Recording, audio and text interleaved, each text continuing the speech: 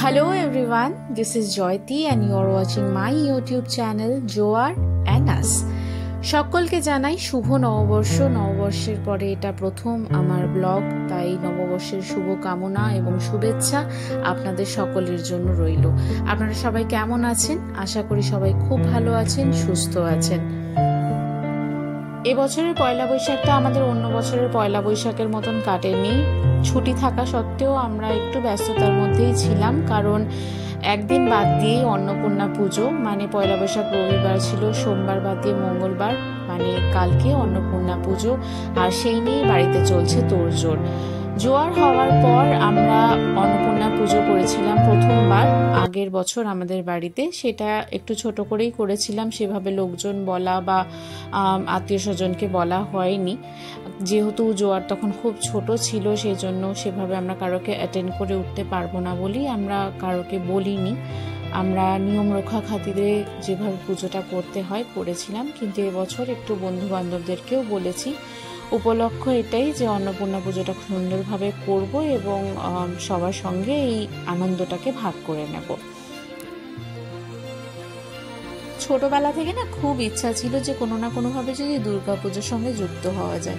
দুর্গাপুজোতে যে আনন্দটা হয়, 5 দিন ব্যাপী একটা পুজো, মা আসবে, সেটার একটা আনন্দ। তো বাঙালির তো সেরা উৎসব দুর্গাপুজো, তো সেই জন্যই মনে খুব ইচ্ছা ছিল যে দুর্গাপুজোর সঙ্গে যদি কোনোভাবে ইনভলভ হওয়া যায়। কিন্তু মা রেস্ট্রিকশনে রাখতো বলে পাড়ার পুজোতে যেতে পারতাম না। আবার বাড়িতে খুব বড় করে কালী পুজো হয় বলে সেই জন্য বাড়িতে দুর্গাপুজো হওয়ার কোনো স্কোপ নেই। আবার যখন বড় হলাম ভাবলাম যে বিয়ে যদি করি কখনো, সে বাড়িতে দুর্গাপুজো হলে খুব ভালো হয়, কিন্তু আলটিমেটলি সেটাও হলো না। দেন লেটার অন ভাবলাম যে কেন কোনো বাড়িতে পুজো হলে বা পাড়ার পুজো হলে কেন নিজে কিছু স্টার্ট করব না। আমার দাদু এককালে কালী পুজো স্টার্ট করেছিল বলেই তো পরপর জেনারেশন ওয়াইজ আমরা এই পুজোটা করে আসছি, মানে কালী পুজোর কথা বলছি বাপের বাড়ি। তো আমার মনেও খুব ইচ্ছা থাকে, আমার যে কোনো বিষয়ে আমার মনে হয় যে আমি একটা এমন কিছু করব যেটা কিনা আমার পরবর্তী জেনারেশন ক্যারি করবে, পরবর্তী জেনারেশনে সেই জিনিসটা পাস অন করব। সো নিজের একটা মার্ক রেখে যাওয়ার খুব ইচ্ছা আমার মনে সব সময় থেকেই রয়েছে। আমি অরিন্দমের সাথে এই কথাটা আলোচনা করি, অ্যান্ড ইভেনচুয়ালি ব্যাপারটা এরকমভাবেই হয় যে ওই একটা কথায় আছে না, যে সত্যি মন থেকে যদি কোনো কিছু চাও তাহলে সেটা কোনো না কোনোভাবে পূরণ হয়েই যায়। তো ওরকমই আমি এক বছর দুর্গাপুজোর সময় আমি আর অরিন্দম ঠাকুরের কাপড় জামা কিনতে বেরিয়েছিলাম। পঞ্চমীর দিন ছিল ইনফ্যাক্ট সেটা। আর হঠাৎ করে আমার একটা দুর্গা মূর্তি পেতলের নজরে পড়ে ওই কাঁস পেতলের দোকানে। তো সেখান থেকে আমি দুর্গা মূর্তি নিয়ে আসি এবং ষষ্ঠীর দিনকে আমার আসনে তাকে বসাই। এই ঘটনাটি এর আগেও বোধহয় আমি 1-2বার বলেছি একটা দুটো ব্লগে। তো তার ঠিক 20-25 দিনের মাথায় আমি জানতে পারি যে আমি প্রেগনেন্ট। তো সেক্ষেত্রে অরিন্দম বলে যে যদি যদি মেয়ে হয় তাহলে আমরা বাসন্তী পুজোর সময় আমরা অন্নপূর্ণা পুজো করব। মানে অষ্টমীর দিনকে পরে অন্নপূর্ণা মায়ের পুজো, তো সেদিনকে আমরা অন্নপূর্ণা পুজো স্টার্ট করব। আলটিমেটলি মেয়ে হলো। তো আমরা মানে মনে মনে একদমই স্থির হয়ে গেলাম যে মায়ের আশীর্বাদে যখন মেয়ে সন্তানই পেয়েছি। ইনফ্যাক্ট সে বছর ওই দুর্গা মাকে নেওয়ার পরে আমরা ছোট ছোট বাচ্চা মেয়েদের যে চুড়ি হয়, তারপরে সাজাগোজার জিনিস হয়, মেয়েদের যাবতীয় সব কিছু কিনি, মানে কুমারী পূজাতে যা দেওয়া হয় সে সব কিছু আমরা কিনি। তো আমাদের খুব বিশ্বাস, আমাদের স্থির বিশ্বাস যে আমাদের মেয়ে আমাদের মায়েরই, মানে দুর্গা মায়েরই আরেক রূপ। তো আমরা জোয়ারের জন্য এই পুজোটা স্টার্ট করার কথা ভেবেছি। আগের বছর আমরা খুব ছোট করে করেছিলাম পুজোটা, আমরা কোনো লোকজন সেভাবে বলেছিলাম না, কারণ কি ছোট একটা বাচ্চাকে নিয়ে মানে অন্নপূর্ণা পুজো করা, তারপরে আবার লোকজন অ্যাটেন্ড করা, আমার সে সময় শরীরটা অতটাও ভালো ছিল না। তো সেই জন্য আমরা ছোট করে করেছিলাম, পুজো করার জন্য পুজো করেছিলাম। এবছর পুজো করছি, সাথে কিছু বন্ধু বান্ধব আত্মীয় স্বজন আশেপাশে যারা পাড়া প্রতিবেশী আছে তাদেরকে আমরা বলেছি। তো তারাও সন্ধ্যাবেলার দিকটাতে আসবে, পুজোর মধ্যে পুজো দেখবে, এবং মানে যদি পুজো ততক্ষণ চলে, এবং একটু ভোগ সকলের জন্য আমরা দেব করে ঠিক করেছি। সন্ধ্যাবেলা বেরিয়েছিলাম, টুকটাক কিছু বাজার হাট বাকি ছিল সেসব করতে। ফুলের দোকানে গিয়ে তো আমার মাথায় হাত। সত্যি বলতে আমার কোনো ধারণা ছিল না যে আশেপাশে এত বাসন্তী পুজো হয়। লোকে যেভাবে ফুল কিনছে আমি অবাক হয়ে দেখলাম। আমরাও 108টা পদ্ম এবং বেশ অনেকটা ফুলমালা নিয়ে আসলাম আজকেই, কারণ কালকে ফর শিওর পাওয়া যাবে না। আর আমাদের যেহেতু সকালবেলার পুজো, অত সকালে এসে ফুল নেওয়া মানে তাহলে ভোরবেলা আসতে হবে, তাও পাবো কিনা সন্দেহ। বিকজ এই ফুলের দোকানে এসে বুঝতে পারলাম এখানে সবাই আগে থেকে অর্ডার দিয়ে গেছে। তো যাই হোক, আমরা সেই সব ফুলমালা আর যাবতীয় জিনিসপত্র নিয়ে বাড়িতে এসে পুজোর কাজ কিছুটা এগিয়ে রাখলাম। প্রচণ্ড গরমে ফুল নষ্ট হয়ে যাওয়ার একটা সম্ভাবনা আছে, সেই জন্য আজকে আমরা এসে বাড়িতে স্নান করে পরিষ্কার জামা কাপড় পরে ঠাকুরকে একটু ফুলমালা পরিয়ে রাখছি, যাতে অ্যাটলিস্ট হাওয়া লেগে একটু ফুলটা তাজা থাকে। বাট সত্যিই জানি না যে পরিমাণ গরম পড়ছে, কালকে দুপুরবেলাটা এখানে কীরকম কন্ডিশন হবে। এনিওয়েজ আজকে আমরা তাড়াতাড়ি খাওয়া দাওয়া করে একটু শুয়ে পড়বো, বাট স্টিল প্রায় 12টা 12:30 বেজে গেছে। খেয়ে দিয়ে শুয়ে পড়তে হবে এবং কালকে যত তাড়াতাড়ি সম্ভব ভোর ভোর উঠে কাজকর্ম এগোতে হবে।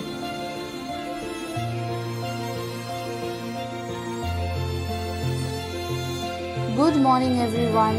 কালকে রাত্রে যেরকম বললাম একটু চেষ্টা করেছিলাম তাড়াতাড়ি ঘুমোতে যাওয়া, সেটা তো হলোই না, বরঞ্চ 1:30 পৌনে 2 বেজে গেছিলো। দেরি করে ঘুমাতে গেলে পরেও কিন্তু উঠে গেছি প্রায় 4টে 4:30 সময়। বাড়িতে কাজ থাকলে যেটা হয় আর কি, একটা টেনশন, একটা অ্যাংজাইটি কাজ করতেই থাকে ভিতরে, সেটার জন্য ঘুমানো সম্ভব হয় না। তাড়াতাড়ি উঠে গেছি ভোরবেলায়। উঠে চেষ্টা করেছিলাম যে পুজোর কাজটা স্টার্ট করে দেবো, কিন্তু কিছু কিছু জিনিস না হলে হতো না। মানে যেরকম আমাদের যে কাজের লোক যিনি আসেন মেড, ওর আস্তে আস্তে প্রায় 6:30 হয়। তো ঘর তো না মুছে দিলে পর পুজোর কাজ তো শুরু করা যায় না বাসি ঘরে। তো সেই জন্য একটু লেট হলো।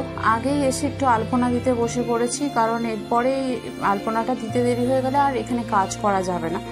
তো আলপনাটা আগে শুকিয়ে গেলে পর অরিন্দম এখানটা এসে স্নান টান করে নিয়ে ওর যে পার্টের কাজটুকুনি থাকে সেটা ও স্টার্ট করতে পারবে।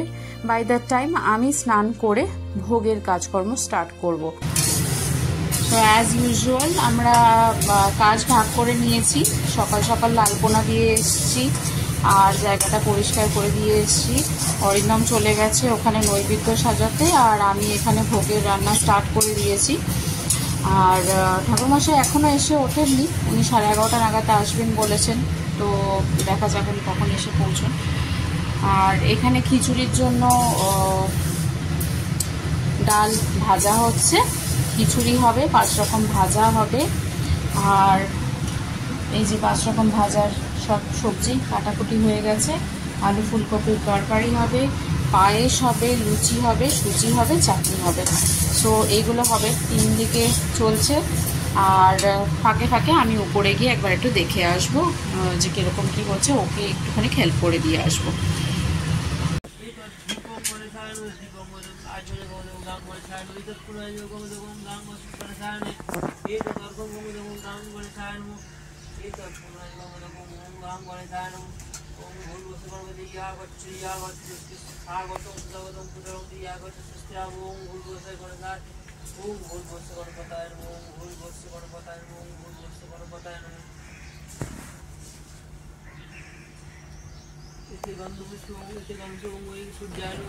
ঠাকুরমশাই প্রায় 11:30 পৌনে 12টা নাগাদই ঢুকেছেন এবং এসে নিজের মতন করে সব কিছু একবার দেখে নিয়েছেন, সব কিছু ঠিকঠাক ছিল কি না, এবং নিজের হাতে কিছুটা গুছিয়েও নিয়েছেন। আর পুজোয় বসে গেছেন প্রায় 1 ঘন্টা হয়েছে, কিন্তু প্রথমের দিকটা আমি রেকর্ড করে উঠতে পারিনি, কারণ সে সময় পুজোর ব্যস্ততাটা ছিল। ওনাকে বসতে সাহায্য করলাম, এবার একটু স্থিতি হয়ে বসেছি, তাই আবার রেকর্ড করতে পারছি। এই মুহূর্তে চক্ষুদান এবং প্রাণ প্রতিষ্ঠা পর্ব চলছে।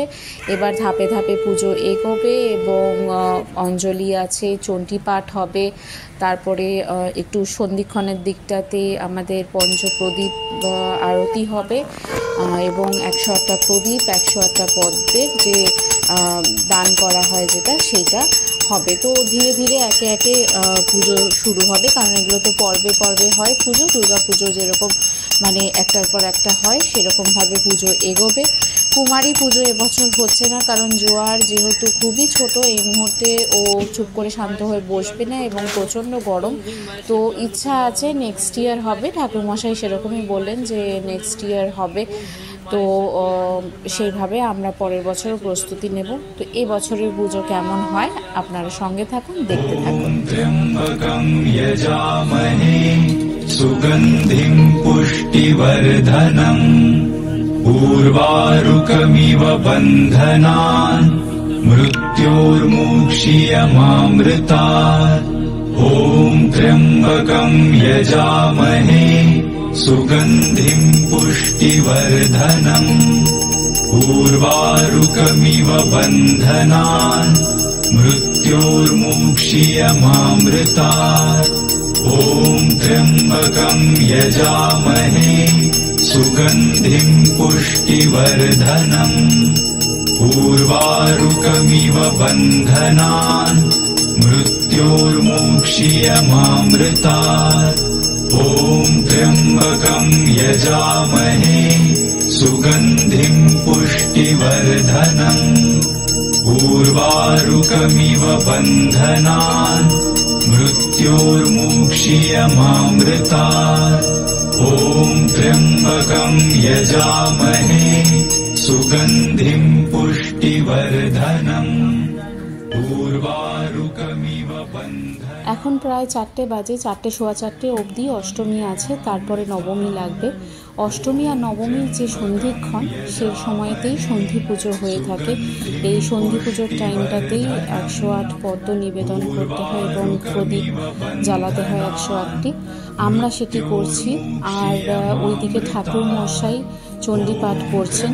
যেহেতু দিন থাকতে থাকতেই চণ্ডীপাঠ করতে হয়, সূর্য অস্ত যাওয়ার পর চণ্ডীপাঠ করতে নেই, তাই উনি ওনার মতন করে চণ্ডীপাঠ করছেন এক সাইডে, আর আমরা এদিকে 108 পদ্মর যে নিবেদন সেটি আমরা সম্পন্ন করছি। আমাদের পুরাণ কাহিনী অনুযায়ী মাতা পার্বতী একবার স্বামী মহাদেবের কাছে একটি রন্ধনশালার আবেদন জানান, কিন্তু সেটি ভোলা মহেশ্বর অতি অবহেলাতেই নাকচ করে দেন। তার কারণ ত্রিদেবের কারোরই তো খিদা বা রোগ জরা এসব কিছু হয় না, তারা তো এসব কিছুর ঊর্ধ্বে। এছাড়াও মাতা পার্বতী লক্ষ্য করতে লাগলেন ভোলা মহেশ্বরের নিজের সংসারের প্রতি একদমই মন নেই। ত্রিদেবের কারো খিদে পায় না দেখে কি তাদের সন্তানেদেরও খিদে পাবে না? তাদের সন্তানরা তো আর রোগ জরা এবং খিদার ঊর্ধ্বে নয়। সাধারণ জীবন চালাতে গেলে পর অন্নের প্রয়োজনীয়তা অপরিহার্য, সেটা আমরা সবাই জানি। এবং অন্নই হচ্ছে শক্তি। শক্তি আমরা জানি মা দুর্গা, মা পার্বতী, শিব ও শক্তি, এই দুটো দিয়ে পৃথিবী সঞ্চালন হয়ে থাকে। সে মতো অবস্থায় মাতা শক্তি মানে আমাদের মা পার্বতী যখন দেখলেন তার এত বড় অপমান করছে তার নিজের স্বামী, সে সময় উনি ঠিক করেন উনি গৃহত্যাগী হবেন এবং অন্তর্ধানে যাবেন। ভোলানাথ তার নিজের ঝুলি নিয়ে দাঁড়ে দাঁড়ে ভিক্ষা করতে লাগলেন, কারণ কেউই তো চাল কলা তাকে আর নৈবেদ্যতে দেয় না এখন সাজিয়ে। মর্তলোকে কোথাও ভিক্ষা না পেয়ে সে দাঁড়ে দাঁড়ে ঘুরতে লাগে। এরকম অবস্থাতে এক সাধু বাবার সাথে তার দেখা হয় এবং জানতে পারে পুরো পৃথিবীর সব লোক গিয়ে উপস্থিত হয়েছে কাশীতে। সেখানে নাকি এক রমণী তার নিজের রন্ধনশালা তৈরি করেছে এবং সেখানে সবাই গিয়ে পেট ভরে ভোজন গ্রহণ করছে। সেটি শুনেই শিব বুঝতে পারলেন যে তার স্ত্রী পার্বতী সেখানেই রয়েছে। তিনি আর দেরি না করে তৎক্ষণাৎ কাশীতে গিয়ে উপস্থিত হলেন। মাতা পার্বতীকে রন্ধনশালায় দেখেই বুঝে গেলেন যে এ আর কেউ নয়, তার ঘরণী। মাতা পার্বতীও ভোলানাথকে দেখে মৃদু হাসলেন। ভোলানাথ মায়ের কাছে ভিক্ষা চাইলেন। মা সেই সময় 3 মুষ্টি অর্থাৎ 3 মুঠো অন্ন ভোলানাথের কাছে দিলেন। সেই অন্ন নিয়ে ভোলানাথ ফিরে আসলেন এবং ত্রিদেবকে দান করলেন। তারপর থেকে অন্নভাগ সবার কেটে গেল। সেইখান থেকেই প্রচলিত হয়েছে এই অন্নপূর্ণা পুজো, কারণ সেখানে মানে কাশীতে দেবী অন্নপূর্ণারূপী দেবী পার্বতী পূজিত হন এবং বিশ্বজুড়ে সবাই এখন অব্দি কাশীতে যান। এরকমভাবেই অন্নপূর্ণা পুজোর দিনকে মায়ের হাতে একটি বাসন দেওয়া হয়, যে বাসনের মধ্যে চাল থাকে এবং ভোলা মহেশ্বর ভিক্ষা নেন, তার ঝুলি রয়েছে কাঁধে এবং তার হাতে একটি বাটি থাকে।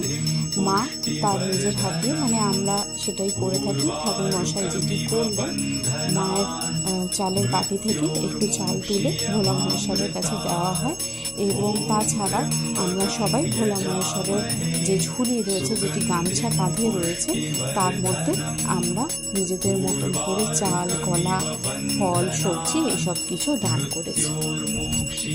অন্নপূর্ণা পুজোর মাহাত্ম্যই হলো এই যে কারোর সন্তান যেন অন্যভাবে না থাকে। আমি মায়ের কাছে প্রার্থনা করি এবং আমার এটাই ব্রত, আমি এটাই চাই, পৃথিবীতে কেউ যেন অন্যভাবে না মরে, কাজের অভাবে যেন না মরে, সবার কাছে যেন কাজ থাকে নিজের নিজের যোগ্যতা অনুযায়ী এবং সবাই যেন পেট ভরা খাবার দুবেলা খেতে পারে। আমি শুধুমাত্র আমার মেয়ের কল্যাণের জন্য না, এটি সবার জন্য, আমার আত্মীয় স্বজন, আমি যাদের চিনি বা যাদের চিনি না, আমার শত্রু মিত্র সকলের জন্য এটাই কামনা করি আজকের দিনে, মা যেন কারোর অন্যভাব না রাখে। তো সন্ধ্যাবেলায় কিছু বন্ধু বান্ধব অরিন্দমের অফিসের এক কালিগ, এক্স কালিগ রাদার, এসছিলেন। সবাই ভোগ প্রসাদ গ্রহণ করেছেন।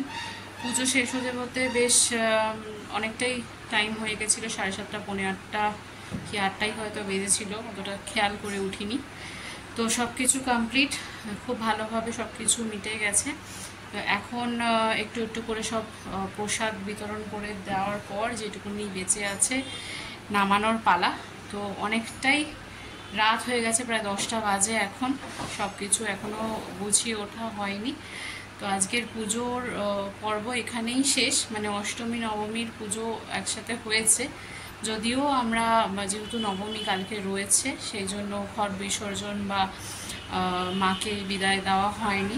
উনি আবার আসবেন পুরোহিত মশাই কালকে, এসে নবমীর যে প্রণাম মন্ত্র সেটা কমপ্লিট করবেন এবং তারপরে বিসর্জনের দশমী পুজো করে বিসর্জনের যে বাজনা হয় উনি বাজাবেন। সুতরাং পুজো কালকেও কন্টিনিউ হবে। তো আজকে এ পর্যন্তই। আশা করি আমার ব্লগ এখন অবধি ভালো লেগেছে। যদি ভালো লেগে থাকে তাহলে ডেফিনেটলি কমেন্টে জানাবেন, লাইক করবেন, নতুন ভিউয়ার হয়ে থাকলে সাবস্ক্রাইব করবেন। সাবস্ক্রাইব বাটনটা প্রেস করতে ভুলবেন না, কারণ সেটা আমাকে অনেকভাবে ইন্সপায়ার করে নতুন নতুন ভিডিও জানার। আমি চেষ্টা করছি যে আমি যা কিছু শিখে এসেছি আমার মায়ের কাছ থেকে সেটা রন্ধ্রে রন্ধ্রে আমার মেয়েকে পাস অন করতে, কারণ ভগবানই তো থাকে, বাবা মা তো আর চিরকাল থাকে না। কিন্তু বাবা মা চলে যাওয়ার পরে একজন কারোর উপরে তো আস্থা রাখতে হবে, যেখানে বিপদে পড়লে পর তার কাছে গিয়ে সারেন্ডার করতে পারে। তো আমার মেয়েটাকে আমি ছোটোবেলা থেকে সেটাই শেখাতে চাইছি যে বাবা মায়ের উপরেও একজন আছে, সে হচ্ছে গিয়ে ভগবান, তার কাছে নিজেকে সারেন্ডার করো এবং উনি আছেন, উনি সব কিছু শুনছেন এবং যে কোনো বিপদে উনি তোমাকে রক্ষা করবেন। থ্যাংক ইউ, গুড নাইট, দেখা হচ্ছে পরের ব্লগে।